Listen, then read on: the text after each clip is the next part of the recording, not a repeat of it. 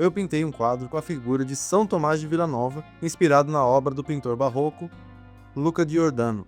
Desde o começo da execução da obra, eu percebi que não era somente uma questão técnica, mas existia também uma questão espiritual na execução dessa obra. Primeiro, pelo tamanho do quadro, ele é muito grande, então ele não cabia aqui no meu estúdio. Aí eu tive que achar um outro lugar para fazer esse quadro. E aí a Vera Pellegrini, que foi aluna minha, emprestou um salãozinho de depósito dela, onde eu pudesse montar e pintar o quadro. E aí eu tava com pressa e já montei o quadro em casa com o chassi e com o pano, um quadro de 3 metros por 1,80, e como era perto de casa esse salãozinho, eu saí na rua com ele para tentar levar pro salãozinho. E aí eu não contava com o vento que ia ter. Acontece que no meio do caminho, o quadro virou uma vela de barco e o vento fazia muita força contra o quadro.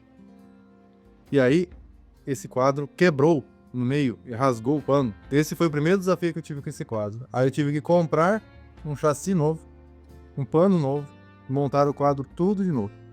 Depois, pela quantidade de detalhes que o quadro tem. É como se cada personagem do quadro tivesse uma alma própria, uma história própria, ele está numa posição própria, está prestando atenção no São Tomás de um jeito diferente. Então cada personagem no quadro tem a sua individualidade bem distinta. Cada personagem no quadro é uma obra de arte em si mesmo. É como se eu pudesse fazer um quadro de cada personagem do quadro. Existe um detalhe muito interessante nesse quadro, que é o fato de que a composição do quadro está disposta numa espiral que respeita a proporção áurea. Essa proporção áurea, ela é a proporção que a gente encontra em várias composições da natureza. Por exemplo, nas árvores, no corpo humano, na espiral das galáxias, na espiral dos furacões, na espiral que forma nos redemoinhos de água. Então esse é um detalhe técnico muito interessante. Só que essa obra não tem somente uma riqueza técnica.